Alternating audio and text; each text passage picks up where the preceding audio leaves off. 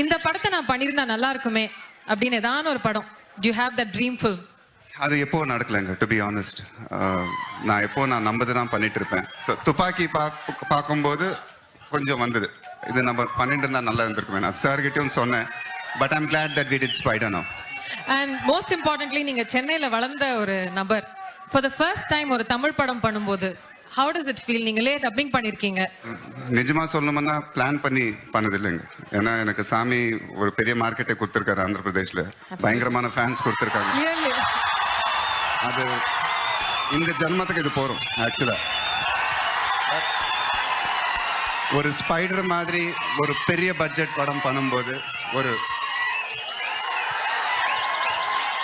ஒரு ஸ்பைடர் மாதிரி ஒரு பெரிய பட்ஜெட் படம் பண்ணும்போது ஒரு 125 crores when you spend, ஒரு மார்க்கெட் தாண்டி வேற மார்க்கெட்ல ஆடினா அந்த பட்ஜெட் கவர் ஆகும். So I am very glad that this is happen this way. Thank you so much sir. நான் ஒரே ஒரு கொஸ்டின் தான் கேட்கணும் சார். எப்படி சார் இவ்வளோ அழகா இருக்கீங்க? உங்களுக்கு இளைய தளபதி சாரோட ஏதான ஒரு படத்துல ஏதான ஒரு பஞ்ச் டயலாக் தமிழ்ல ஞாபகம் இருக்கா? அது மறக்க முடியாத டயலாக். I am waiting. என்ன சொல்றீங்க? நான் என்ன சொல்றேன்?